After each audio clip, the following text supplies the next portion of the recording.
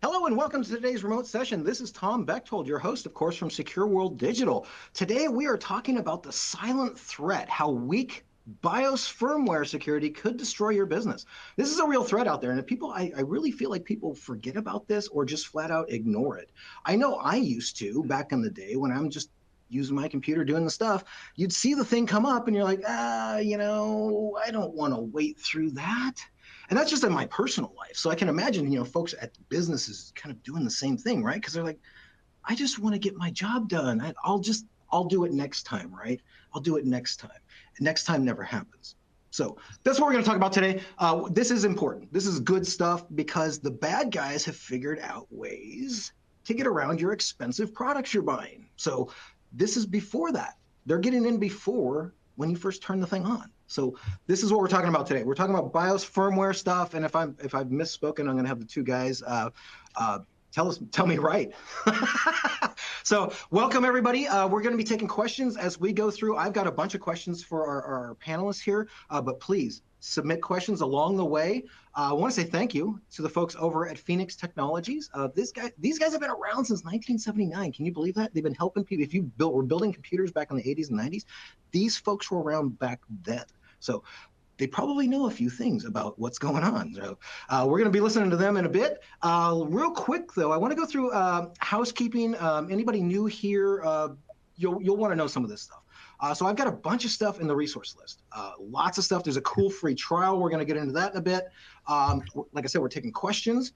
We're going to do the CPE credit after about 45 minutes today. You can download that. It's a pop-up PDF thing.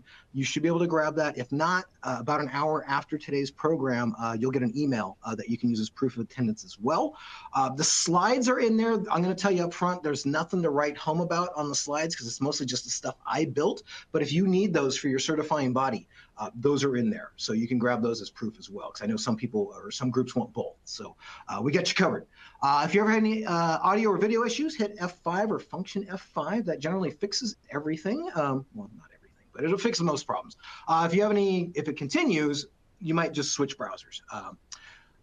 This is being recorded. We're going to keep this around for the next 6 months. This one I feel like we could probably keep around for probably a lot longer because this is a kind of an evergreen problem because this is stuff that people just continuously forget to do or just aren't doing. So we're going to keep this around. If you know folks that are getting there struggling with this, please share this content with them. I say this all the time, but collaboration really is the only silver bullet we have in cybersecurity right now. So please share this information. If you found it useful, share it. So that's what I'm going to say about that. Who are we talking to today? Good question.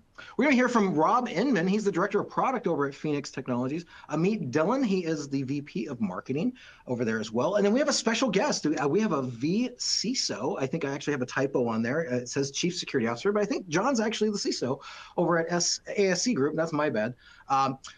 Guys, give us a quick, just who are you? If you wouldn't mind, give us like your elevator. Who is Rob? Rob, if you wouldn't mind, give me a quick backstory on you. Yeah, absolutely. Thank you, Tom. Well, I've been in the computer space since early 90s when I started building computers and selling them. Since then, I have been in the MSP field. I have been, selling SaaS solutions. And then I landed at Phoenix a couple of years ago and, really excited because as you mentioned, I built those computers that had the Phoenix logo pop up as they booted up.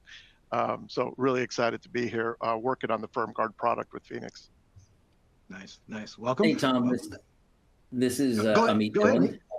Yeah, hey, it's Amit Dillon here, VP Marketing over at Phoenix. And, really excited to talk about FirmGuard today, needless to say. And I've actually been involved with the product pretty much from the inception, including working with some of the very earliest customers. And I'm actually really excited to have a current customer, John Chesser, on. And we'll have a good chat here in a bit.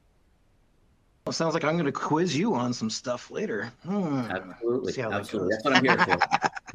Excellent. Welcome, sir. Welcome. John, over to you. Real quick backstory. Sure. Welcome. So John Chesser, I'm with ASC Group.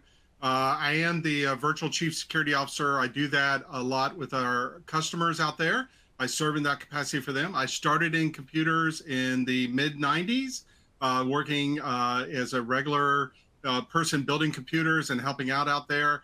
later went into disaster recovery, and then have been doing full-time cybersecurity stuff for the last 10 to 15 years. Great to have all of you here. Again, we're taking questions for these guys, so throw those either in the Q&A or the attendee chat. I'll be monitoring that stuff. But let's see here. Real quick, I just want to mention we've got a kind of spoiler, right? We got a cool free trial from the folks over at Phoenix Technologies. We'll get into this a little bit more as we dig into our talk today, but I just want to kind of throw that out there. And I've got the link in the resource tab for you as well. So if you want to take advantage of that, go for it. But let's see here. I do have a quick question for everybody out in the audience. So if you guys don't mind, take a peek at the slide area if you're just kind of listening in. But if you wouldn't mind, take a look at the slides real quick here. I've got a quick question here for you. Do you have a simple, efficient way to remotely secure, configure, and update your BIOS firmware across all of your endpoints, regardless of manufacturer? So you could be a multi-site company, or just a small mom and pop. How do you guys do this right now? Do you know if you have a solution for it, right? So maybe you're doing it manually, like I was talking about at the beginning, and you're like, you know what? I got stuff to do today. I'm not going to wait for that, right? So yes, no, I don't know. Wait, we have to do this now too? Valid question, I think, if that's your response, right? So it's funny. I was actually chatting with the guys. We were talking about our first computers as we were kind of waiting for the top of the hour to pop up. So while we're waiting for folks to submit a choice here for the panel, mine was an Apple IIe. I would love to hear from anybody out in the audience. If you're that old, if you had an Apple or not, or if one of our guys had a Tandy. I'm not going to say who that was. We'll respect his age. I think but if you had one as well. Mine was a Commodore 64, Tom, back in the day. The Commodore's in the house. I was waiting for one of those. That was mine as well. Yeah. You guys had a rank with yours. You guys were like officers or something. That's awesome. All right, let's take a look at these results. Let me get those going here. There we go. Okay, so 20% are saying yes, they do have something. 40%, or actually I'm going to call it more like 75%, either don't or they don't know. And then about 5% are like, wait a minute, what's going on here? Like the honesty, appreciate that. Is this surprising to you guys? I personally don't feel like it is, because like I said at the beginning, I ignore the stuff, or I used to ignore the stuff all the time. But is this what you guys typically run across in the field? Anybody, any of the three of you? Yeah, absolutely. And I myself, when I was in the MSP space, firmware security was something that you usually had to do like when you were in front of the computer, and using remote tools is really the more efficient way to do things. So having to be in front of a computer really didn't make much sense. So I really didn't give much thought because of that. Yeah, I'm kind of curious if people could maybe put it in the chat. Those who said yes, what kind of tools are you using for remote BIOS firmware? Updates, configuration changes, that sort of thing. Be very curious to hear.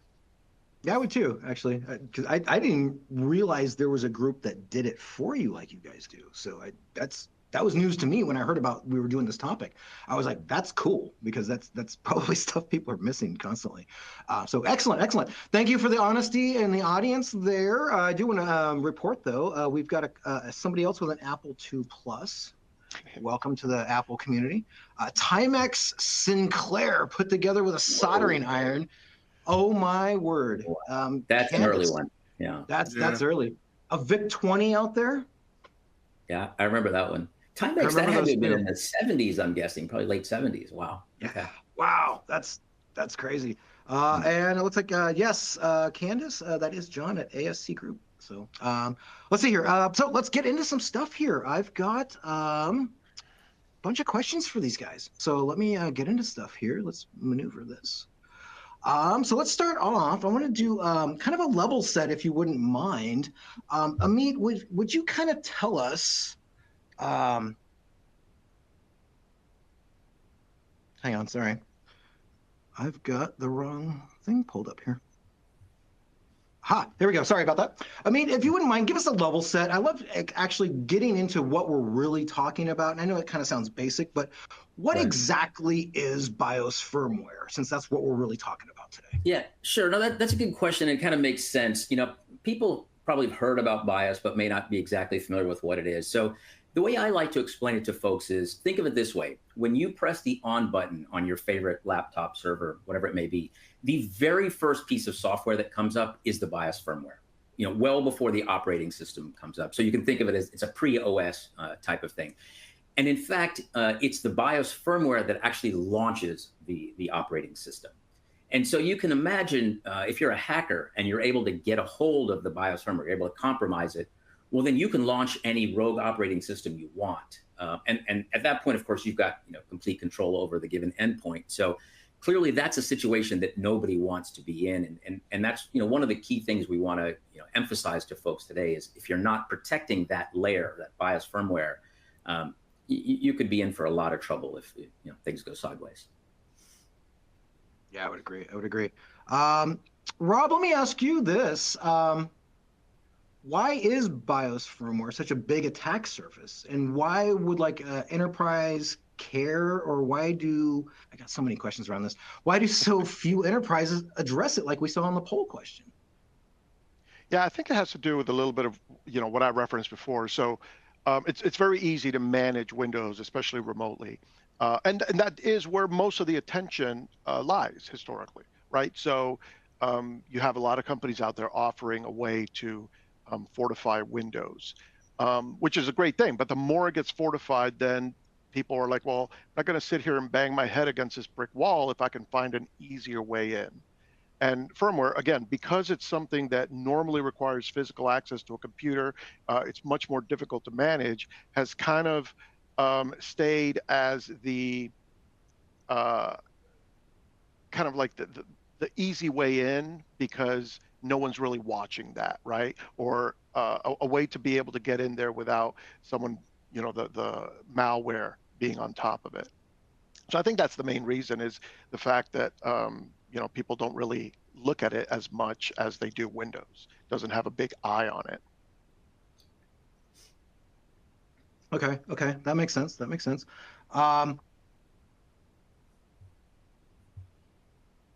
So what do sorry, I'm trying to get my head around it. We talked about this a little bit before the call, and you've done a presentation on this. Sorry, I'm kind of changing up our agenda a little bit, but you had a couple of slides that you had mentioned that you had done last week that actually answered some of the stuff that we're going to get into a little bit later. Can you pull those out real quick and show them, or is that Sure. Sorry to put me on the spot, but no problem. No, yeah, let me pull them up real quick. Sorry about that. And while he's grabbing those slides, I'll just kind of remind folks, there's a bunch of resources in the resource tab there. Check those out while he's grabbing this. And then there's specifically, Tom, the ASC group case study. Yeah, please take a look at that, because they're going to dig into that. John and Amit are going to dig into that in the last portion of this. So absolutely, yeah. And I'll make sure we do, because I won't change the agenda on you on that part. So. All right. All right. And then, Rob, when you're ready, that screen share button at the top, if you hit that, that'll show what you've got going there. Yeah. All right. I'm not going to go into a PowerPoint presentation. You're probably going to see my full PowerPoint screen here. But I think this is the slide you were talking about. Actually, that's it. I was out and I go all around the country talking about this. This was a presentation, like you said, I did a couple of weeks ago. But yeah, so as this slide shows, right, the idea is that if you basically make your way into the firmware, it's very persistent, right? So as you see here on the right, the BIOS lies right above the hardware, the silicon, but before the OS. So if someone can make their way into the firmware, even if you're like, oh, let me wipe the OS. Well, again, it doesn't matter. As soon as you reboot, that malware is present at the BIOS level. Or, you know what, there were some vulnerabilities that were found. So the company updated their BIOS to a newer version. Again, do you have an easy way to not only track that there's a version, but push it out and install it in an easy way? So all of these kind of hurdles that you have to jump over make it harder to be on top of the firmware, which makes it, look a little better for someone that's trying to get into through a path that's not really watched over as much. Appreciate that. Thank you. Yeah, and I mean, if you want me to, like even, and I'll just go over a couple of the other things that I said, even Yeah, go for CISA, it. Go for it. what was telling people that, yeah, I mean, this is something that you need to take a look at, because it is recognized as a threat. And of course, we have talked about, I am going to be doing a demonstration of the product later on where I'll show you some extra things there. But, I think that, yeah, this presentation kind of gives you an idea of the answers to those questions you were asking. Thank you for that. Now, let me bounce back over to Amit real quick. Amit, correct me if I'm wrong, but are there certain standards set by somebody for this stuff? I mean, somebody must be monitoring this and being like, hey, you guys need to do better, right? So who does that? Yeah, so there is let's call it the modern standard for BIOS firmware, and it's called UEFI, or UEFI, some people call it. And it stands for Unified Extensible Firmware Interface. Which you have to remember that, but just know that it's a mouthful, man. It really is. In fact, I had to look down on a piece of paper here to make sure I got it right. But when you hear us refer to UEFI or UEFI firmware, just know that we're talking about the modern standard for firmware, and it was actually developed by a group called the UEFI Forum, of which Phoenix Technology is actually a co-founder of that. And one of the key things that I want to mention is, despite the fact that the UEFI standard has been around for, I think about 20 years at this point, you'd be surprised at the number of endpoints that are out there in networks that don't use that standard. And it's typically because they're old. They might be 8 or 10 or more years old.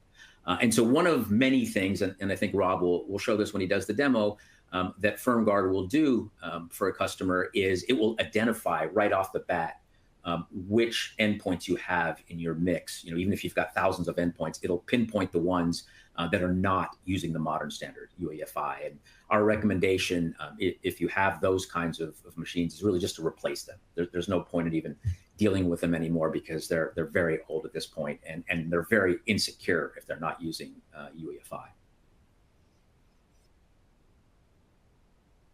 Sorry, I was on mute. Thank you for that. Actually, I see an audience question in here that's pretty interesting. I want to throw at you guys real quick. Let me get back to it. Either of you, feel free to answer. Why is BIOS viewed as a source of compromise if the BIOS code is burned into a ROM or flash? You want to take that one, Rob? Well, so basically, yeah. So the BIOS code, is burned into the flash, but the things that it does as it's booting up, like for example, secure boot was something that Microsoft came up with as part of the UEFI code that would verify the OS as it was loading, right? Because if you have secure boot disabled, which is something that we also check for, you have the capability of someone getting in before the OS fully loads, changing or injecting things into the boot. So once the OS loads, it's kind of like hiding under the surface, so to speak. So you're actually not changing the code itself of the BIOS itself, but it's just what can happen after it, how you're protected afterwards. And also, again, we're talking about BIOS updates as well. When those BIOS updates gets released, the reason for it, more often than not, is because there have been flaws found in the original BIOS code that have been patched. But this is a double-edged sword because once they're patched, of course, they release the new version of the BIOS that patches that. But if you don't update to that latest version, now everyone knows where those holes are. So anyone that's interested in probing is now going to be looking, maybe this is an older BIOS, it's not patched up. Let me see if this way in is still available. And if it's not patched, that will be the case. So that's why it's very important to know when there is a new BIOS release so that you can get it updated so that you can be protected, because not only has it been patched, but the ones that are unpatched now kind of have a big spotlight over them as like, yeah, this is the hole that we fixed. And if you're not patched, this hole still exists. Yeah, I think one of the key sort of fundamental things to understand here. So as the question asked, and it's absolutely true. So the BIOS code does sit physically on a separate chip on the motherboard. It's called the SPI or SPI chip. It's a memory. But the key thing is it's still code, right? So BIOS isn't something special. It is just code the way you have code in an operating system or anything else. And so because it's code, it can be compromised just like anything else. So the fact that it's sitting somewhere else doesn't mean that it can't be accessed. And in fact, I think as Rob was alluding to, it's almost worse in some ways, because if that gets compromised and you don't update it, it can sit there irrespective of, even if you reinstall the OS, or even if you pull the hard drive out and replace the hard drive, that infected BIOS code would still be sitting on the hard drive. So it's sitting in a unique position, but be very clear, it can and is compromised very regularly, and that's what Rob was talking about with this warning from CISA about 1.5 years ago. Thank you for that. Good stuff. My next question, and then I think I'm seeing a bunch of questions coming in, and I think if we do the demo sooner than later, we'll actually answer a bunch of those questions, if you guys don't mind. But what qualifies Phoenix Technologies to deliver FirmGuard, and what is so unique about it? Rob, sorry, that one's for you. Yeah, no, absolutely. Well, like you mentioned, right? Phoenix has been around since 1979. That's all we've been doing is working on BIOS. Some of the people that are closer to my age, I'll put, that are in the audience, will probably remember our logo popping up as it booted up. I think it's really interesting that actually Phoenix was the first BIOS manufacturer to actually create an IBM clone BIOS, completely separate from IBM. So it kind of kick-started the whole IBM clone, revolution, if you will, in the 80s and 90s. So because of that, this is all we've been doing. This is like what we concentrate on. This is what our engineers, this is what they live day in and day out. Now, you may think, well, I really haven't heard much about Phoenix lately. We're definitely still around. We are, if you use a Lenovo ThinkPad, that has a Phoenix BIOS. The difference is we don't, we kind of white label it, so you don't see the Phoenix name or logo so much anymore. But machines from LG, Sony, Cisco devices, things like that, all carry the Phoenix DNA in them because it's our firmware that lies there underneath. But yeah, so having done all that work, knowing so much about that, our engineers came up with a product that helps manage firmware and BIOS in a way that's a lot more efficient because of that remote access to it. And having something that's easy to do, automatically more people are going to use it because it's easy to do. So it basically makes managing the firmware easier, and therefore more people are going to get into it and start doing it. So that's what we're hoping for, is to have a more secure firmware out there, have more people managing it that way. Appreciate it. Thank you. Thank you. Yeah, like I said, if you don't mind, I'm getting a bunch of questions. I feel like if you showed us maybe the demo, that might answer a bunch of those questions. Not that I don't want to have that dialogue, but I mean, I'd love to see it in action, right? So again, if you don't mind, share your screen, show us some cool stuff, and then we'll be back and have more questions. Yeah, absolutely. Okay, so let me talk to you about just some of the features that FirmGuard has available. So what you're looking at now, this is our dashboard. This is where we see, like, actually my favorite widget here is the endpoint health widget, because this gives you a good idea of what's going on in your network. Actually, one of the slides that I show that was in that presentation that I brought up earlier talks about the fact, like, for example, secure boot. When we install FirmGuard and we see kind of like the numbers that show up there, up to 20% of the computers that we install FirmGuard on actually have things like secure boot disabled. And most of the time without the administrator even knowing that it is disabled or why it's disabled. So this is, again, an area that a lot of people don't really look at. If we look here at firmware version out of date, up to 25% of computers have their BIOS out of date. So this is something that you definitely want to keep your eyes on. So I'm going to go over actually four features that we have here in FirmGuard. And I'm actually going to start here at the bottom with this BIOS out of date. Because again, I think that this is something that's pretty important to stay on top of. So, as you see here, I have 5 computers that show that they're out of date. So what I can do is I can just click on that. And now I get my list of 5 computers. So as you see here, I have an Acer. This one I happen to know is a Lenovo, even though it's not in the name, an Asus, a Dell, and an HP. So if I wanted to pop into one of these, you see I have a little warning here under secure update. So I click into that. So this machine has version 0.26 of the BIOS available on the machine, but there is a 0.36 available out there. So in order to update this, it's as simple as clicking the update button. Now, of course, when you do update the BIOS, you do require to reboot the computer. So we offer you the ability to either do it immediately, or we can schedule it out. So you can schedule it maybe after hours, so you're not interrupting a user's everyday workflow. So, that's basically as difficult as it is to update the BIOS here. Now, a couple things to remember about how we do this. So yes, I talked about Phoenix, who we are, and what we do. This does not only work on Phoenix BIOSes. I bring up Phoenix mainly because it's something that we, again, we've been doing this for over 45 years. This is something that we know, that we're very familiar with. So, I'd never like to give the impression that, we just kind of came up with this idea last week and decided to, code a program real quick. This is something that comes from people that know what they're doing, but it basically is various different types of BIOS and firmware, as you saw from the list. Now, again, what we're doing here is we're kind of just doing a handshake between the endpoint and the manufacturer. So this BIOS, in this case, is going to come from Acer. Again, we're just facilitating that capsule update coming from the manufacturer out to the endpoint and then running, as you will. Another thing that we also facilitate is BitLocker, in the sense that a lot of times when you have BitLocker in a machine, you have to manually disable BitLocker so you can update the BIOS so you don't get any errors. We handle all of that, right? So when we do an update, we make sure to suspend BitLocker, do the update, and then re-enable BitLocker after the fact so you don't have to worry about that.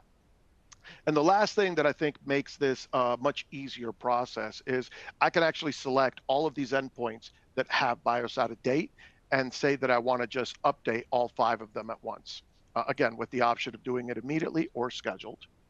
But again, it makes it very easy to be able to look to see what machines you have that are out of date, and then use our tool to update them in a way that makes sense for you and your organization.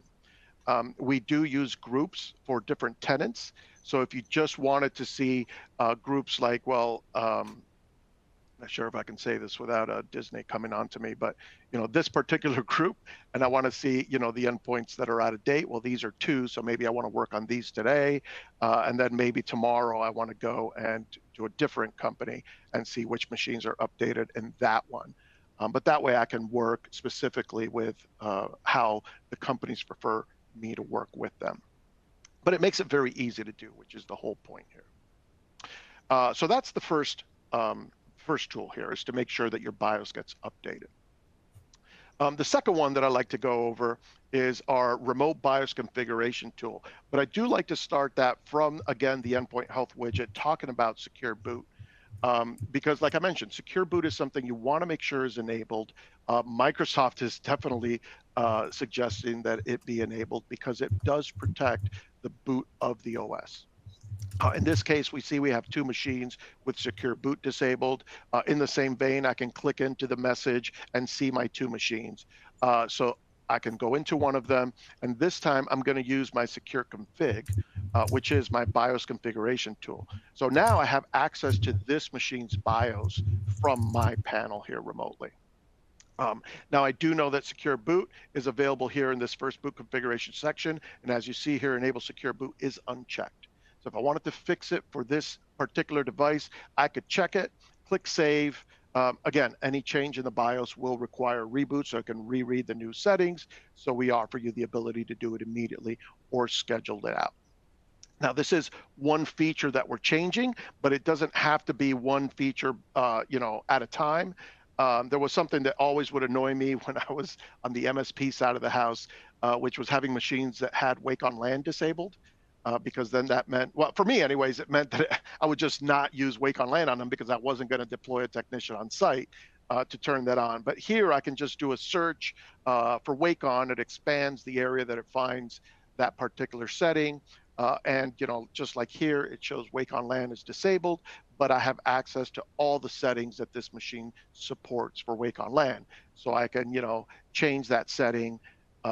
And I can keep going, right? So like this is another thing, but maybe I also want to look at the TPM chip. This is something else that I hear from my partners, that they're seeing the TPM chip not be turned off, not being turned on, sorry, from the factory. So if you're doing a BitLocker deployment, it's going to fail if this is not checked. When you're doing an upgrade to Windows 11, it'll not allow you to do it because of this.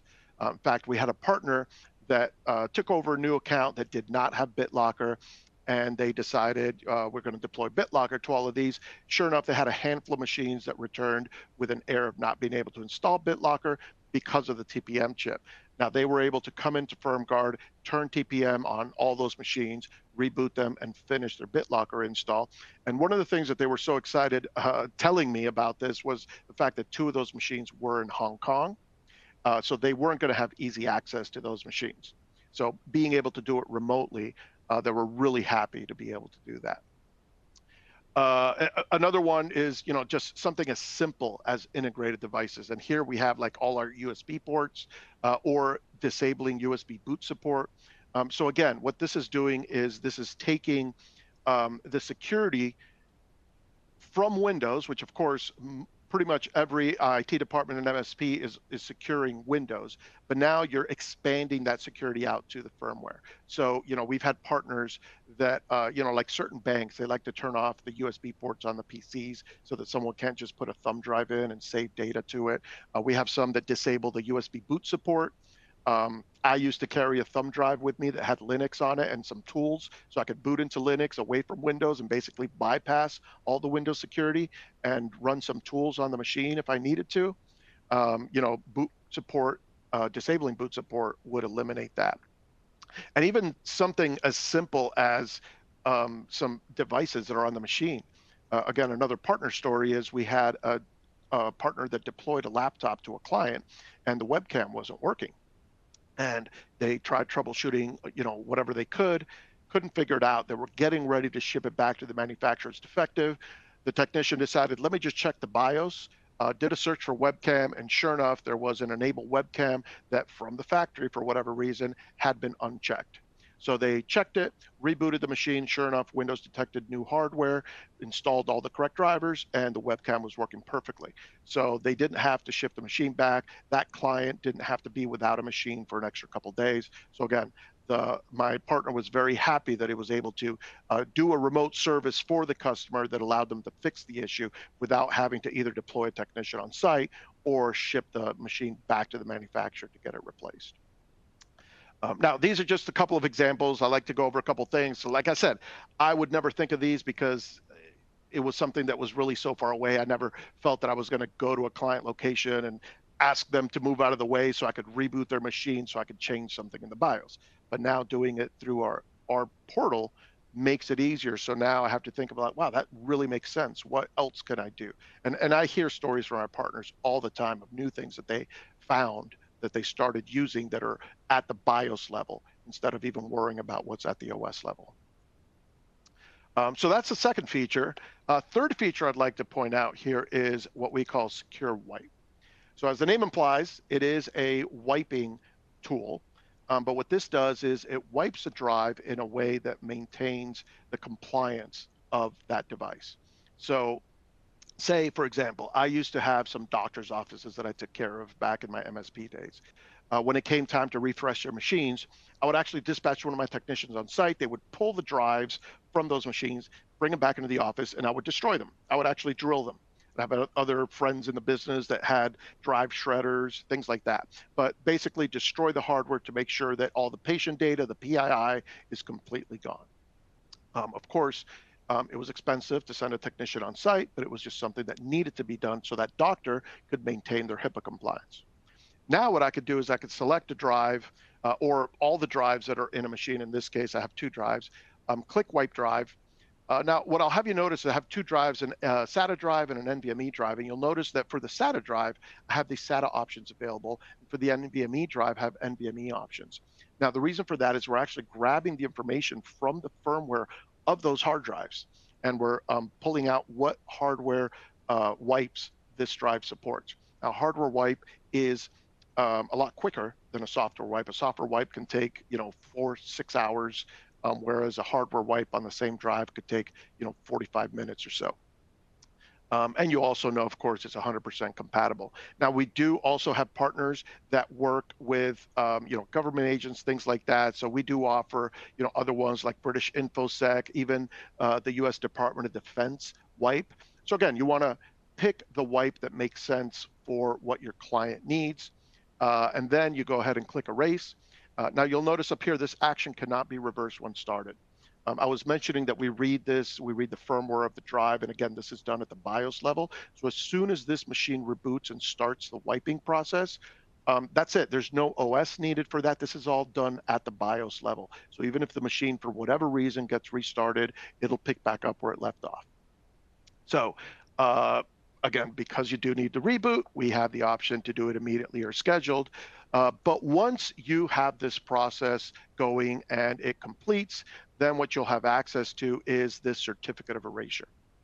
So this has the information of the drive, the serial number, the desktop or the computer that it came from, date and time, and of course the erase method that was used on this particular drive. So that way, this is what an auditor is going to want to see to make sure that they can make sure that they're still HIPAA compliant. So like in my example, I could do this and basically say, okay, doc, your machines are completely sanitized. You don't have to worry about any patient data on them. But now you can do with them whatever you'd like. You can donate them. You can get a tax write-off of them. You can give it to friends and family, because we didn't destroy any of the hardware, right? So the machine is still reusable, but that HIPAA requirement says that it needs to be erased in a certain way, and this is what we're doing here, so you still can maintain that HIPAA compliance. So, a lot of my partners are really excited about this, because now some of them have been using the old method of pulling the drives and Secure Wipe, and are finding Secure Wipe to be a really great solution. Their customers are happy. Their costs have gone down, because now they're not having to dispatch a technician on site. So they've actually turned this into actually a profit center for themselves, because they're charging for each wipe. So they're able to turn that into a profit center. Now, the last tool that I have, I actually can't show you because it hasn't been released yet, but I do want to talk to you about it. It's going to come out first week of May, so it's right around the corner, which is why I'm comfortable talking about it. And we call it Secure Reimage. And the purpose of this tool is to reimage a computer remotely. So the idea is you want to basically make a golden image of the computer.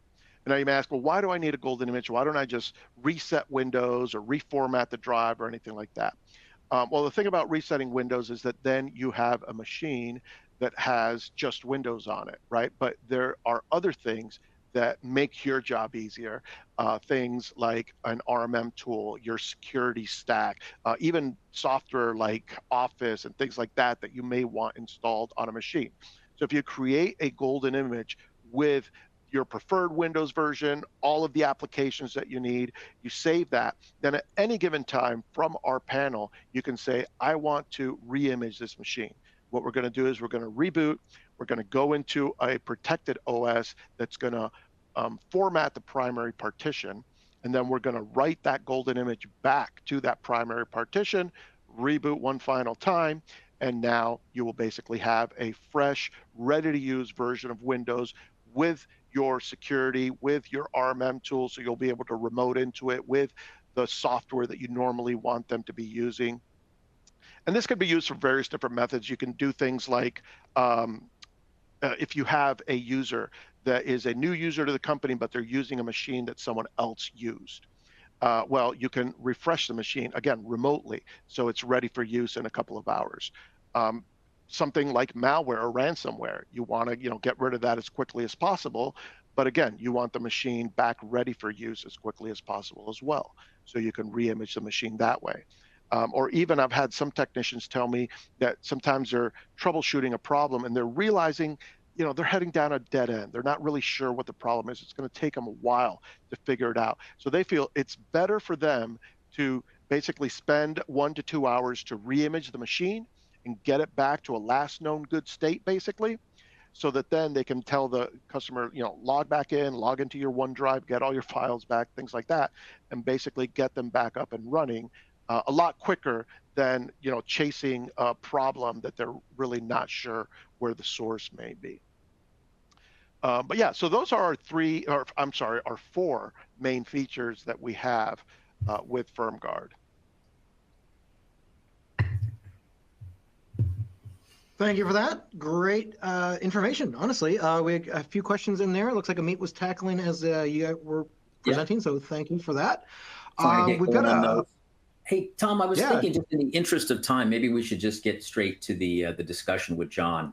I think we're only about 20 minutes. You read my mind. I was thinking, let's get into it, because it basically was like a nice segue into how confident are people about this, and John obviously is. So let's turn tide, and all right, I'm going to let you guys chat for a bit. They're going to basically unpack, after in the audience, they're unpacking the case study that we have loaded in there. So let me be quiet and let you guys talk. All right. So John, hey, I want to first thank you for taking time to be on the call today. And as Tom mentioned, there is a case study, ASC Group case study. ASC Group is, of course, who John works for right now as a virtual CISO. And so we're going to talk through that a little bit. And so, John, maybe let's begin, because I know, you're the VCSO there at ASC Group, but you've got a long and storied history in IT, which I think the audience here can really appreciate. So maybe let's start with you giving us a little bit of sense of your deep IT background. Sure. Well, one of the things is that long before I got into this role, I worked as an IT consultant. I worked for a lot of very large companies over the years doing different things, where there was disaster recovery, cybersecurity, building greenfield environments for them. Companies like BP, Marathon, Hess, the New York Times Company. I worked even for the IRS and the federal government. Wellington Financial goes right down the line of a lot of different companies like that, a lot of different organizations. All of them have very similar problems. All of them need different things fixed. Now, for me at ASC Group, one of the things for us is that we work with a lot of different organizations where we're working with those stakeholders in order to make sure that they meet those compliance needs, their cybersecurity needs, all of that type stuff for them. And so those organizations, in a typical thing for us, we have several companies that are well pushing 1,500 employees out there. And a lot of them are also organizations that they've gone to that remote model since, everything that happened with COVID. In a lot of cases, they used to be that they were only sitting in their office in Atlanta or maybe Chattanooga or maybe Charlotte. Now they've got where the people are working all over the country out there. And in some cases have even working in other places in the world out there. I see. Okay. So let's, thanks for the introduction. Let's just go straight into this. So, you've adopted FirmGuard as a key part of your tech stack. You're all in on it. So give the audience a sense of some of the challenges that you've had, I should say, prior to FirmGuard with securing and managing BIOS. And then we'll get into some specifics, but just at a high level, give people a sense of what are some of the issues. Well, one of the issues that we had that we were seeing repeatedly, I was seeing coming out of our help desk group out there, is that they were always talking about that they would have an issue where they knew that if they just updated the BIOS, that they could solve this problem. And the answer for them to do that was that they had to go get in the car, drive out to that customer location to do that update. And that was one of the key pieces to this model. That was a constant thing for us. The other thing that we had on a regular basis is, as part of our work with these organizations, they're constantly getting audited. One of our companies is a large venture capital firm. They're SEC registered. They're constantly getting audit notifications. They're also, as they raise money, they're constantly getting people that are asking for information about what are they doing to make sure that they're secure. And one of those areas is your BIOS up to date on those machines? Are you doing that? What is your configuration on the BIOS? Are you turning off the USB? All of those type things. So one of the things we did, as you saw in the demo, everybody, you saw that we could go in there and make those configurations. So we're using that secure configuration, and we're setting templates for these customers that we have out there. So as we deploy machines, as we want to audit machines, we're going out there and saying, hey, I can give you a snapshot that says this machine meets all the specs that you've asked for out there. by simply doing that through FirmGuard. So John, let's talk a little bit about that auditing aspect, because you and I've talked about this quite a bit. So you were telling me that obviously as a vCISO, you deal with a lot of regulations. You mentioned this particular firm that's in the financial services industry. Are you seeing auditors actually ask for BIOS-related information? And if so, is that something that's recent, it's been going on for a while? Give us a sense of what that looks like.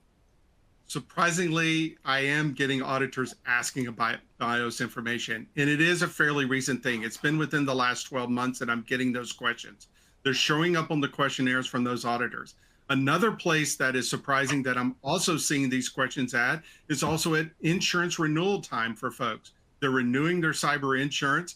Those companies and those firms have more IT input, and so they're asking those questions about that.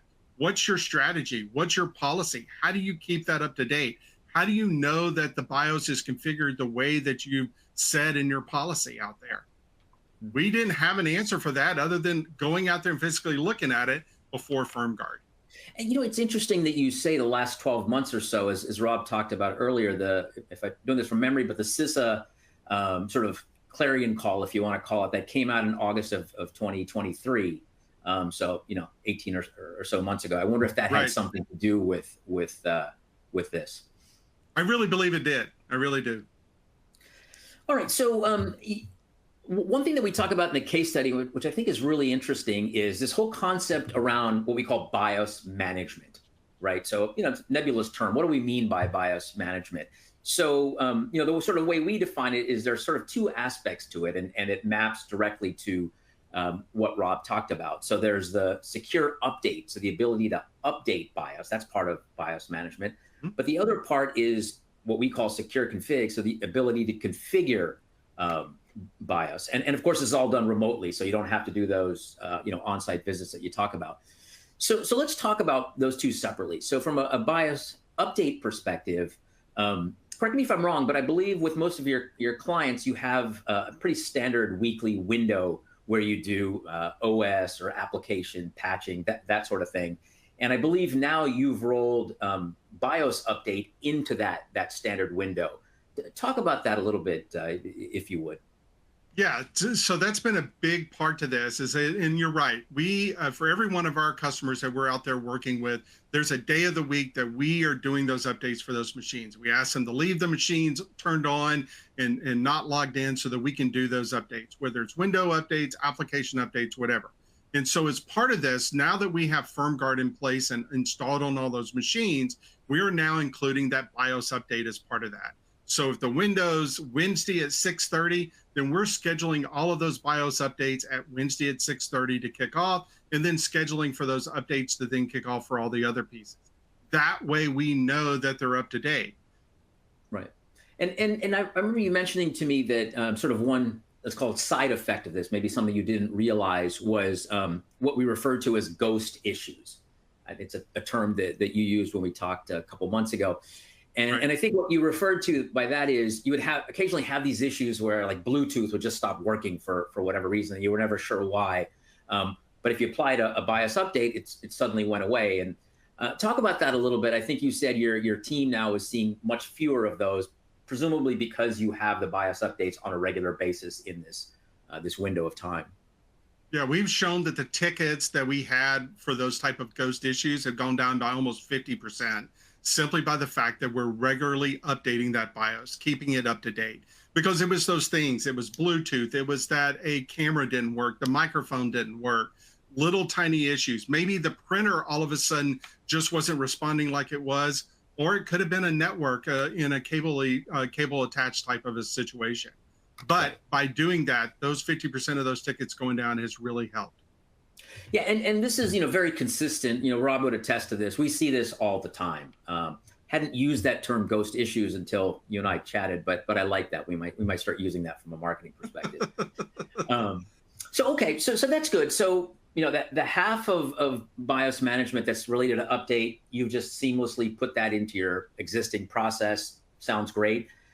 The other part of it, the configuration, relate to the folks here the story that you told me and I think it was that financial services client. I could be wrong on that, but it was a client of yours that had overseas technicians, and they wanted to limit the access that those folks had to the server. So, for example, they wanted to disable USB ports and that sort of thing. Talk a little bit about how you use secure config to accommodate that request.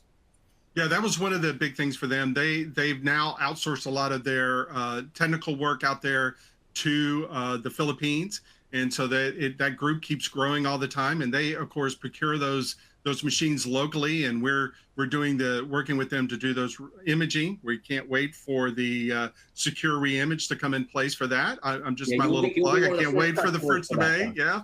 Yep. Mm-hmm. So one of the things is that one of their requirements when they came through is that they wanted to make sure the USBs were turned off on all of those machines. Yes, I know a lot of people are going to say, well, you can do that with a setting in Windows. You can do this in other fashions. Yes, I can, but it's much better if I can do this right at the BIOS level. That way I know it's turned off. And with FirmGuard, we were able to add that as part of our configuration for those machines. So once those machines come up and online, we're turning that off as we put those configs in there. So we know it's off. We also know that we can report back to them that we have them all turned off and give them proof, because we can pull that as part of the reports through FirmGuard's interface. And I think you told me that's one of the key aspects. It's one thing to do it, but the customer, and I think you told me one of your customers remarked that for the very first time, someone was able to actually provide them proof that a configuration was a certain way or that an update was done. And that sounds like a trivial thing, but for somebody who's responsible for being audited and so forth, it's not trivial. It's really, really important, right? It is. It is. It's very important for them to know that. It's also very important if you've ever had to sit in front of an auditor and they're asking you for that proof, to be able to give them that proof right away. It's right at your fingertips. In the case that I had, I had one just recently. The guy said, well, I need this information. I go, well, I can show it to you right now. And he says, what do you mean? And I just pulled up the window, and right there, I was able to show him that we had done this in the configurations. All right. So now let's turn and talk a little bit about the customer that you alluded to earlier, the large VC firm that's under a lot of regulation. Let's talk a little bit about some of the interesting things that have happened there. One related to secure wipe, which I know Rob just showed us. Tell us that story. I find that one pretty interesting, and we've heard of this before, but relay it to the audience if you would. No matter how much training we give individuals, someone always makes a mistake sometime. And in this case, the guy decided to go to dinner after work, and he left his laptop sitting inside the car. And of course, what happened? Somebody busted out the window and stole that laptop. But I felt okay. He did the right thing. He called the help desk. He, told us what had happened. And immediately, what did we do? Our guys went right into FirmGuard, and they're waiting for that computer to come online so we could instigate that secure wipe. And that's what we did. And that way, at the end, we knew that computer was wiped and that the bad guys were not going to be able to try to do anything to that. And then, speaking of reporting, as Rob showed, you were able to provide the certificate of erasure, absolutely, again, as proof that happened. So, not to sort of belabor the point, but one of the key value adds here is just simply reporting, showing people that certain things happen. Agreed. And that's a big key thing that we like with the tool. And it's been very interesting when I sit on a biweekly basis with my customers where we're talking about what's going on in their organization. And we go through that. I use those reports to show them things that are going on. I show them how we're doing this. It's part of our reporting process when we say, we did this many updates during the month on the machines, and we talk about the Windows updates, the application updates. I now include the BIOS updates in that piece. So being able to show that type piece. We also, just like Rob talked about in there, when we do the wipes of the machines, like a good example he had there is that we're replacing a machine one with another one type of thing, or you're handing a machine off, being able to wipe that machine and know that. A lot of cases, my technicians will do that wipe and then have somebody stick the USB stick in, and then when it reboots after the wipe, we're back and rebuilt. Of course, secure reimage will take care of the rest of that. Absolutely, starting next month. So you mentioned technicians. So let's talk a little bit about training or maybe ease of use of the product. So do you have just senior technicians that use FirmGuard, or give us a sense of how that works? No, everybody in our shop uses it. And one of the things that we do, because we always take, every time we bring a product in, we have somebody that we assign to be the product owner for that product. In our case, for FirmGuard, when it came in, we used our most junior technician. He's only 6 months out of college. He's come to work with us. It's his first real job as an IT technician, and he's managing that. He's the one that has trained everybody else, including those senior technicians on this product, and he knows the ins and outs of it. Yeah, so I chuckle because when you and I were chatting a couple of weeks ago about this, you told me that this young guy just fresh out of college, was able to pretty much learn FirmGuard on his own, and then he's turning around and training the more senior technicians. How do they feel about this kid just out of college who's now telling them what to do with FirmGuard?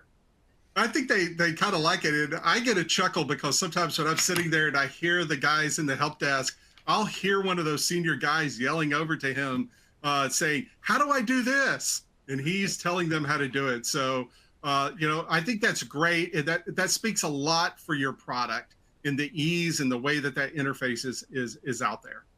Yeah. All right. Good. No, I thought that was fun too. All right. So let's talk, very briefly. I know we're running a little short on time here, but when you present FirmGuard, as the VC, so for example, to this VC firm that we've been talking about, how do they react to the cost? What sort of conversations happen there? Well, here's the thing: is when I laid out to them where this fit in the stack overall for them, and what we were fixing by adding FirmGuard in there, and then we lay the cost out there, there was no problem at all. And I've not had any problems with any of those other organizations that I've presented it to. They've all been open to it. They understand how it fits into the stack because we've used that, just like Rob talked about earlier and you talked about earlier. Yes, I've got the stuff out there for Windows. I got the stuff out there for the applications. This was an area that we always knew was a hole, and we didn't know how to fill it until FirmGuard came along.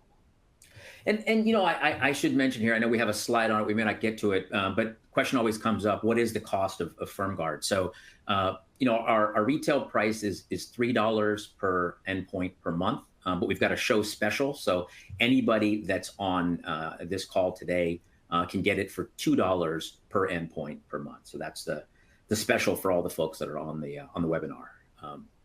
Okay, so in the last minute or so, John, if you could, obviously you and I can talk much longer, but in the interest of time, just look at the audience here. There are a bunch of folks that I'm sure if you met them face to face, you would have long conversations. You guys have done similar things. Just tell them what they should do in terms of how should they test FirmGuard, how should they deploy it, that sort of thing. They should test it the same way I did. As you've shown out there, you can get FirmGuard trial right now for free. That's what you need to do. Get the free trial out there, do the installation, do the test yourself. You'll see how easy it is, and then you'll be convinced that this is the right tool for you.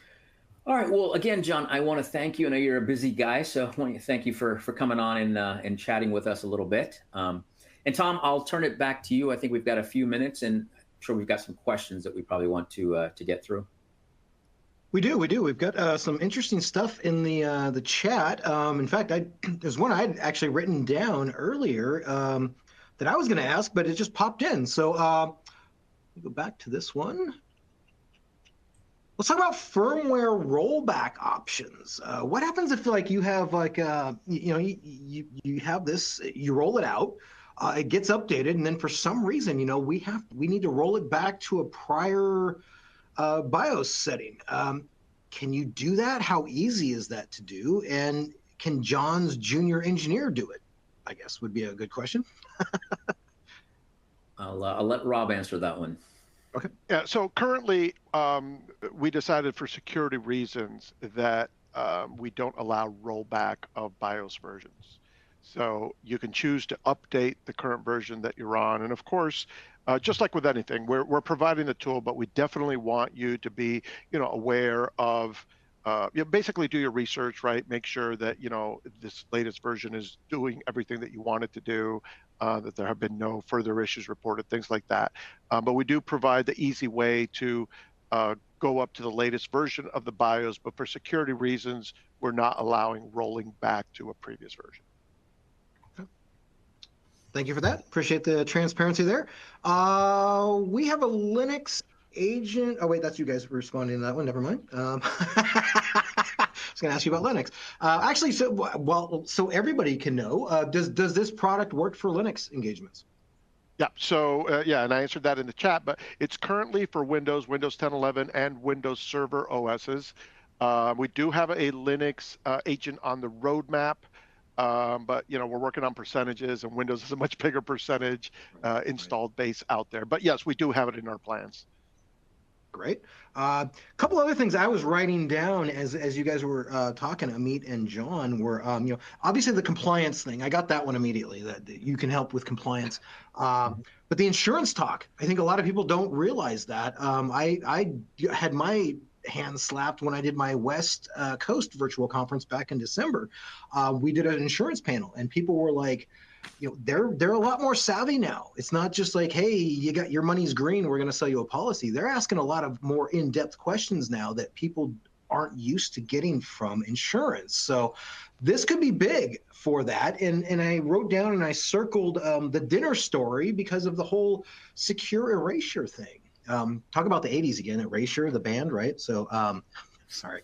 But seriously, though, I mean, this is that's a huge tool that you can just wipe a laptop.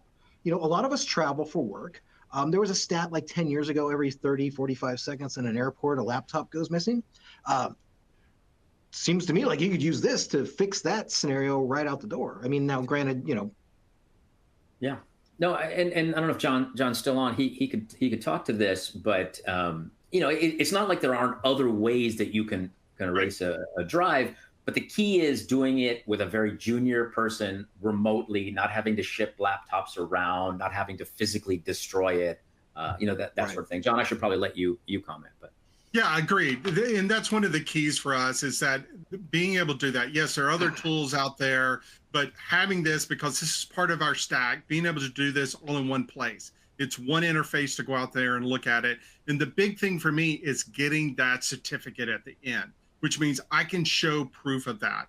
And so as we went into that compliance piece, yes, that means I can prove to them that it's done, which is what you do when you hand a drive off to a firm to do that for you, whether they're destroying it or whatever. I've got that certificate for that. And the same goes in this situation where, in the end, my customer wanted to know that this stolen laptop was taken care of, that their data wasn't going to slip out there. I was able to say, yes, this is what's done. Here's a certificate. Let's hold this in the file so that we have this if anybody ever comes back to us. And that's a unique use case, right? So if even if you use another service to recycle or erase a drive, they're not going to be able to help you in this case when it's dry.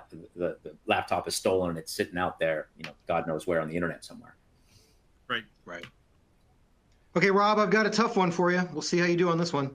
How do you ensure the integrity of the BIOS firmware updates through the entire process? And can a man in the middle kind of get in there and mess with stuff? Yeah, so we do a lot of work to prevent things like man in the middle attacks. For example, our agent, well, let me just flip it. Our cloud portal never communicates with the agent. Our agent is the one that's requesting if there are any things, any jobs available for it. So no one can come in and say, hey, I am the FirmGuard portal and I need you to do these actions on these machines. Now, when it comes to the BIOS, again, our place in this is kind of like a matchmaker, right? We're just joining two parties together, and these BIOS updates are coming from the manufacturer. So these are the ones that the manufacturer is using for their machines, or pushing it out through their website, things like that. But like I mentioned before, of course, I would definitely recommend doing your homework before you mass deploy a BIOS update. Just like if you were sitting in front of the machine and you were going to do a BIOS update. I mean, just because it's easier to do it with FirmGuard doesn't mean that you can let your guard down. you have to, just check, double check, and recheck just to make sure that it's doing what it's supposed to. But once the process gets started, the process that it's followed is the one that the manufacturer's BIOS update follows. So most of them will reboot the machine one time. Some of them I've seen reboot the machine 2 times. But again, it's just, this is the code that comes from the manufacturer. We're not changing, adding, or deleting anything from that. I guess the key word there is facilitate. We're just sort of facilitating that thing happening. Right. It's a good way to think of it, actually. Yeah, I like that. Thank you for that. So if you haven't already, check out the free trial. I want to give each guy, though, one final point, if you guys don't mind. I'm going to start with John, then we'll have Rob, and then Amit finish us off with a quick final thought. If nothing else, John, what should our folks in the audience have gotten away from our conversation today? They should have gotten away from here that this is definitely a hole in most people's stack, and this is a way to fill that. Fully agree. Rob? Yeah, and you know what? I strongly recommend you doing the free trial. Just try it out in your environment, see what it does. A lot of people that I talk to, when they see what it does, when I do a demo, their jaws drop. They don't, wow, you can actually do this. They don't even realize that it's possible. So, there's really no downside. Do a trial. Try it out on a couple machines in your network. Try it on a bunch of machines on your network. See what it does. See the information you get out of it. I think you'll be pleasantly surprised. Yeah, and I'll actually echo what Rob says. This is more than just a trial to see what the product is all about. I mean, you'll get that because you're going to get unfettered access. It's not crippled in any way. It's the entire product. But I virtually guarantee you that if you do this trial, you're going to learn something about the endpoints in your environment that you didn't know before. For example, that you've got 20 of them that are really old, that are in legacy mode. And that's actionable information. That means, okay, these are the 20 I need to get rid of. Or I've got these, whatever it is, 50 that don't have secure boot enabled. That's a very bad situation. And again, going in with secure config, you can then enable secure boot. So it's about more than just seeing the product in action. Even if you never wind up buying the product, you're going to learn something very valuable about endpoints in your infrastructure. And again, I'll reemphasize, $2 per endpoint per month, show special. Make sure you ask for that when we talk. Yeah, definitely take advantage of that if you can. I mean, 14 days, you get to play around with this thing. If we had done this in March, I would say you should totally do it for April Fool's Day, because then you can shut off people's USB ports, really just have some fun with that stuff. I actually worked at a travel place back in the day. This will date me. This is when people went to travel agents and booked trips to Hawaii and places like that. But every April Fool's Day, our IT guy would send out, we were all on terminals, and he would just boot out stuff to us, and everybody thought there was something wrong with their stuff. So anyway, we could have fun with that. So maybe next year we do it in March. All right, we'll pencil that one in there, Tom. We'll pencil that one in. But no, thanks. Seriously, guys, check that out. Check out the other resources that we've got loaded in there.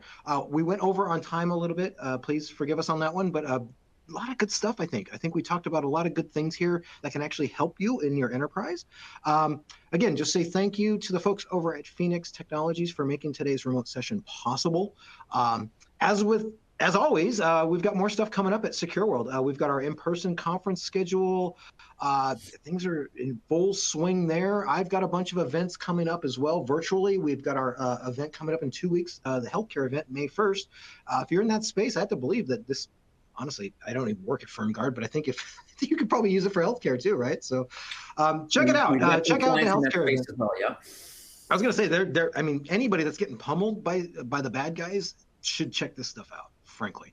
But that concludes our time. If I didn't get to your question, if we didn't answer it in the typed out bit too, I'll ship all of the questions off to the guys, and we'll get you guys some answers, and hopefully soon. So, but check out all the resources. If you haven't already, grab your CPE credit certificate.